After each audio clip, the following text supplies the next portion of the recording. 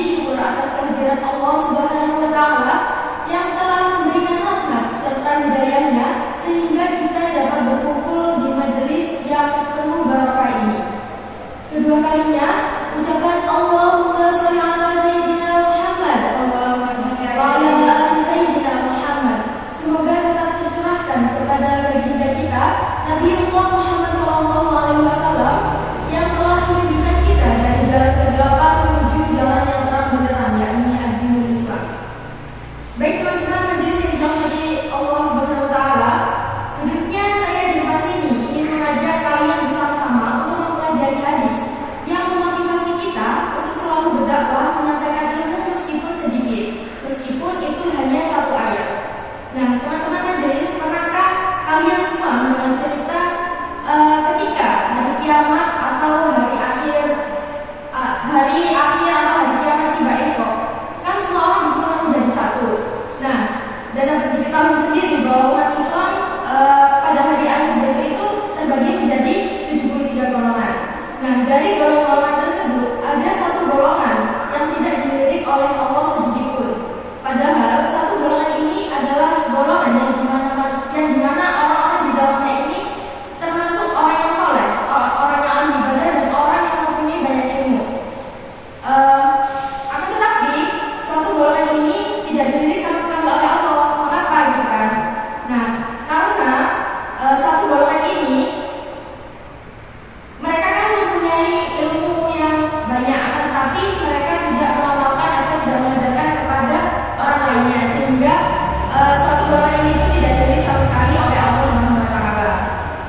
Nah, dari cerita tersebut dapat diambil kesimpulan bahwa apabila kita mempunyai ilmu maupun itu sedikit pun, kita berhak menyampaikan ilmu yang telah kita punya kepada orang yang kurang tahu mengenai ilmu yang kita punya tadi.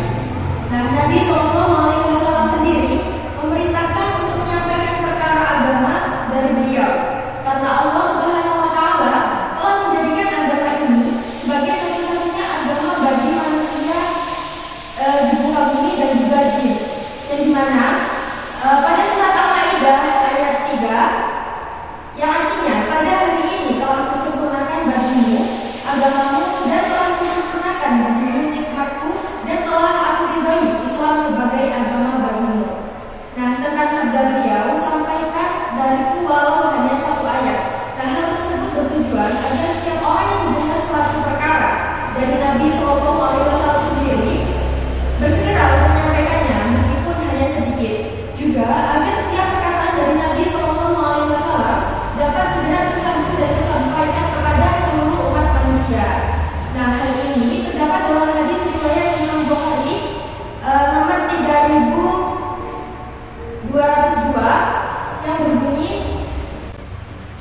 Haddatsana Abu Asim Al-Dhahhaku ibnu Mahladin akhbarana Al-Auza'i haddatsana Hasan ibnu Amriyah an Abi Kabsha an Abdullah ibnu Amr anna Nabi sallallahu alaihi wasallam qala ballighu anni walau ayat wa hadithu an bani Israil wa la wa man kadzaba alayya muta'ammidan falyatabawwa maq'adahu minnar, yang artinya telah bercerita kepada kami Abu Asim Ad-Dhahhak bin Makhlad telah mengabarkan kepada kami, Al-Auza'i telah bercerita kepada kami, Hasan bin Atiyah dan Abi Kabsha dari Abdullah bin Amr bahwa Nabi Sallallahu Alaihi Wasallam bersabda, sampaikanlah dariku sekalipun satu ayat dan ceritakanlah apa yang telah kalian dengar dari Bani Israel dan itu tidak mengapa. Dan siapa yang berdusta atasku dengan sengaja, maka bersiap-siaplah menempati tempat berdirinya di neraka. Kemudian hadis ini memiliki beberapa rawi. Yang pertama ada Abdullah bin Amr bin Al-As bin Wa'il. Beliau nama kunyahnya Abu Muhammad. Kemudian asal beliau Al-Sami Al-Quraisy dari kalangan sahabat. Beliau hidup di negeri Maruf. Kemudian beliau wafat di Taif pada tahun 63 Hijriah. Kemudian pendapat ulama tentang Abdullah bin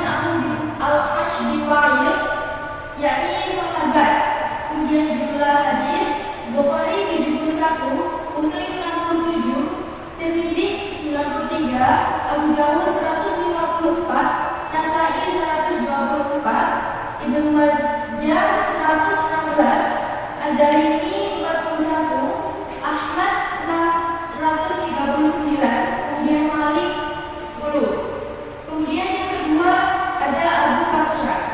Namanya beliau adalah Abu Kabsyah. Nasab beliau dari As-Saluli, dari kalangan tabi'in kalangan tua. Beliau hidup di negeri Syam. Kemudian terdapat ulama tentang perawi Abu Kabsyah, yakni Thiqah.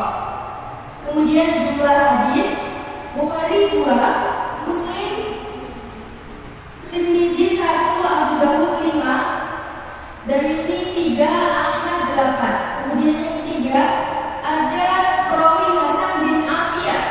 Namanya beliau adalah Abu Bakar. Kemudian beliau dari kalangan tabi'in kalangan biasa. Beliau hidup di negeri Syam. Kemudian terdapat para ulama tentang perawi, yakni Thiqah, disebutkan dalam Al-Thiqah. Jumlah hadis Bukhari 2, Muslim 2, Tirmidzi 3, Abu Dawud 12, Nasai 3, Ibnu Majah 5, Darimi 9, Ahmad 27. Kemudian yang keempat ada Abu Rahman bin Amr bin Abi Amr. Nama beliau adalah Abu Amr. Nasab beliau dari Al-Auza'i, dari kalangan tabi'in kalangan tua. Beliau hidup di negeri Syam. Beliau wafat di Baitul Maqdis pada tahun 157 Hijriah. Kemudian mendapat ulama tentang perawi atas beliau, yakni disebutkan dalam At-Thiqah, Thiqah dan juga Thiqah Jalil. Kemudian Syekh Islam Hafiz Fakih Zuhud. Kemudian jumlah hadis Bukhari 71, Muslim 60, Tirmidzi 29, Abu Dawud 75, Nasai 119, Ibnu Majah 79, Darimi 103, Ahmad 194, dan juga Abu Dawud 75. Kemudian selanjutnya ada perawi Al-Dhahab bin Mahad bin Al-Dhahab bin Muslim. Nama kunya beliau adalah Abu Hashim. Beliau dari kalangan tabi'in kalangan biasa. Beliau hidup di Basra dan wafat di Basra pada tahun 212 Hijriah. Kemudian terdapat ulama tentang perawi, yakni Thiqah, Thiqah sahabat dan juga Al-Hafidh. Jumlah hadis Bukhari 78, Muslim 57, Tirmidzi 32, Abu Dawud 50, Nasai 20, Ibnu Majah 40, Darimi 82, Ahmad 58.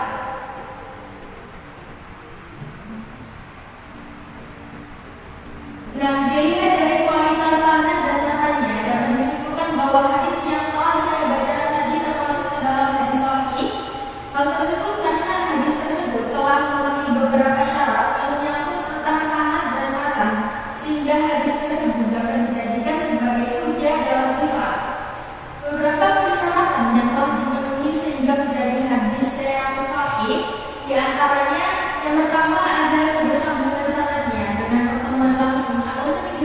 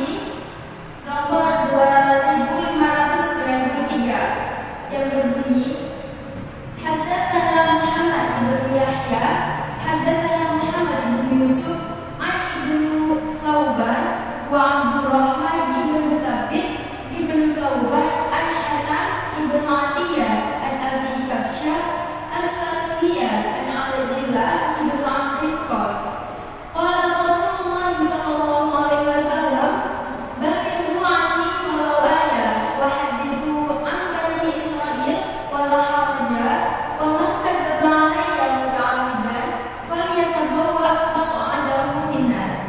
Qala Abu Isa hadza hadithun hasan sahih. Haddatsana Muhammad ibnu Bashar, haddatsana Wasil an al-Auza'iyyah an Hasan ibnu Atiyah an Abi Kabsyah as-Salmi an Abdillah ibnu Amr an Nabi sallallahu alaihi wasallam nahwahu wa hadza haditsun sahih, yang artinya telah menceritakan kepada kami Muhammad bin Yahya, telah menceritakan kepada kami Muhammad bin Yusuf dari Ibnu Tatuban, yaitu Abdurrahman bin Thabit bin Tauban, dari Hasan bin Atiyah, dari Abu Kabsyah as-Salmi, dari Abdullah bin Amr, dia berkata, Rasulullah sallallahu alaihi wasallam bersabda, sampaikanlah dariku walau hanya satu ayat dan ceritakanlah dari Bani Israil dan tidak ada dosa. Barang siapa berdusta atas namaku secara sengaja, maka hendaklah dia menempati tempat duduknya di neraka. Kemudian Abu Isa berkata, ini hadis hasan sahih, telah menceritakan kepada kami Muhammad bin Bashar, telah menceritakan kepada kami Abu Asim dari al-Auza'i, dari Hasan bin Atiyah, dari Abu Kabsyah as-Salmi, dari Abdullah bin Amr, dari Nabi sallallahu alaihi wasallam, dan ini adalah hadis sahih. Teman-teman majelis, dari hadis utama yang serupa dan telah saya bacakan tadi, yang memiliki matan yang sama, yakni hadis dari Sunan Tirmidzi nomor 2593, kemudian ada Musnad Ahmad ayat 6198, kemudian ada Musnad Ahmad lagi nomor 6594, dan juga Sunan Darimi 541, kemudian ada juga Musnad Ahmad lagi pada nomor 6711. Nah, kemudian dari hadis utama dan yang serupa yang telah saya bacakan tadi, yang memiliki matan berbeda, yakni hadis dari Musnad Ahmad nomor 9476, dan Musnad Ahmad lagi pada nomor 11111, dan juga Abu Dawud pada nomor 3177. Nah, untuk selanjutnya adalah hadis yang serupa dari perawinya sendiri. Yang pertama ada Abdullah bin Amr bin al-Ash bin Wa'il, nama kunyahnya Abu Muhammad, nasabnya As-Sami al-Quraisy, dari kalangan sahabat. Beliau hidup di Makkah, beliau wafat di Taif pada tahun 63 Hijriah. Kemudian komentar pendapat ulama tentang perawi adalah sahabat. Kemudian Abu Kabsyah, nama punya beliau adalah Abu Kabsyah, nasab beliau adalah As-Salmi, dari kalangan tabi'in kalangan tua. Beliau hidup di negeri Syam. Kemudian pendapat para ulama tentang beliau adalah Thiqah. Kemudian selanjutnya ada perawi Hasan bin Atiyah, nama punya beliau Abu Bakar. Beliau dari kalangan tabi'in kalangan biasa. Beliau juga hidup di negeri Syam. Pendapat ulama tentang perawi, yakni Thiqah, disebutkan dalam At-Thiqah, Thiqah Faqih Abid. Kemudian selanjutnya ada Abdurrahman bin Thabit bin Tauban. Nama punya beliau adalah Abu Abdullah, nasab beliau dari Al-Anasi, kalangan tabi'in kalangan tua. Beliau hidup di negeri Hijaz. Kemudian beliau wafat di negeri Baghdad pada tahun 160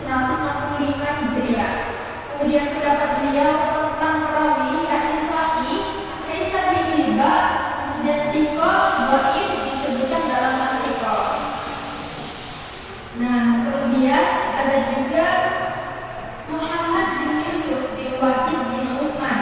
Nama kunya beliau adalah Abu Abdullah. Beliau nasab dari Al-Gabi Al-Firyabi, kemudian dari kalangan dari tabi'in kalangan biasa.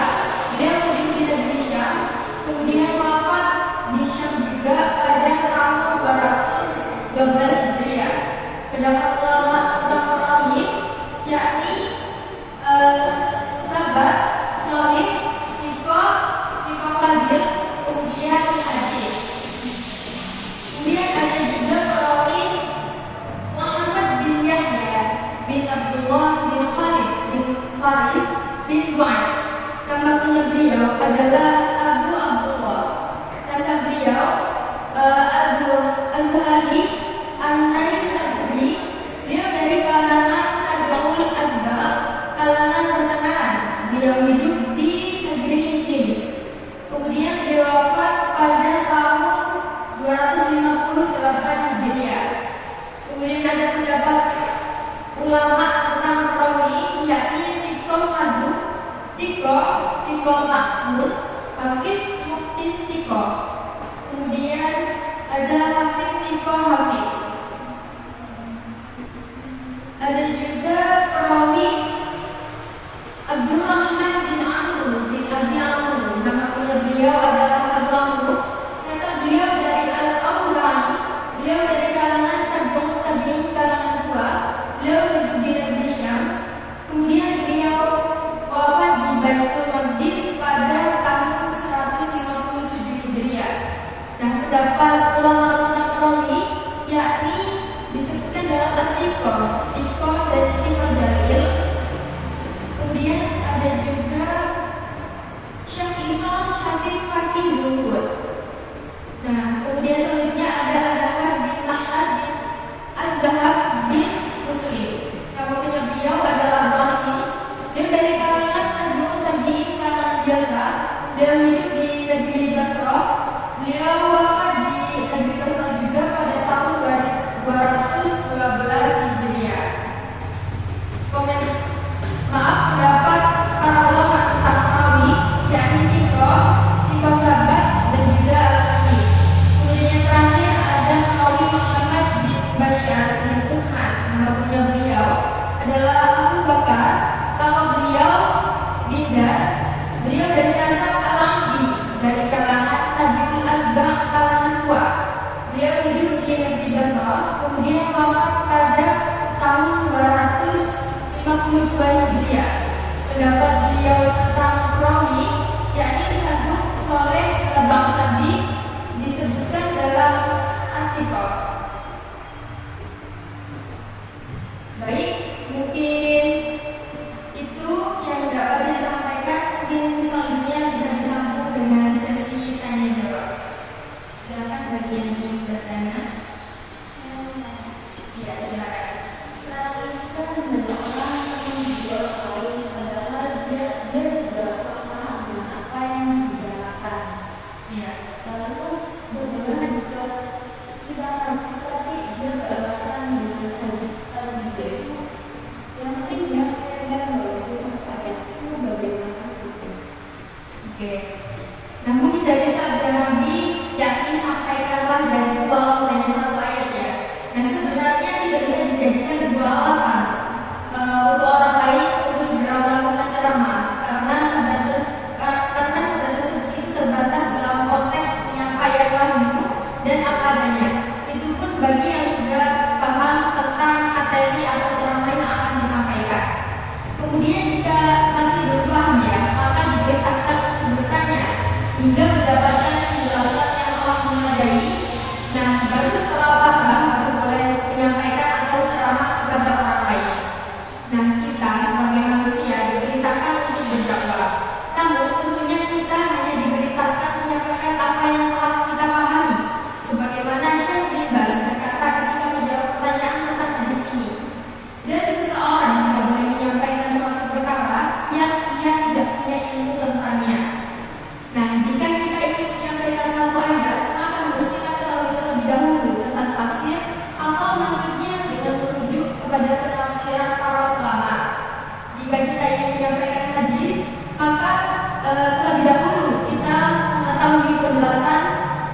kembali kepada penjelasan-penjelasan yang sudah dijelaskan oleh para ulama sebelumnya. Kemudian Imam Bukhari sendiri menuliskan dalam satu bab khusus dalam kitab Sahihnya, dalam bab berilmu sebelum berkata dan beramal, yang artinya sebelum kita berkata dan menyampaikan, maka ketahuilah terlebih dahulu apa yang hendak kita sampaikan. Sampaikanlah apa yang kalian tahu dan cari tahu apa yang belum kalian tahu. Jika kalian ditanya tentang satu perkara yang belum kalian ketahui, maka katakanlah Allahu a'lam. Ibnu Sirin juga berkata, orang meninggal dunia dalam keadaan bodoh itu lebih baik daripada yang menyampaikan apa yang ia tidak ketahui. Nah, kurang lebihnya begitu ya. Mungkin ada pertanyaan lagi? Saya bisa kira-kira di dalam hadis tersebut apa sih kandungan yang bisa kita ambil? Oke, kandungan yang mungkin yang paling terpenting ya dari hadis yang telah saya sampaikan tadi.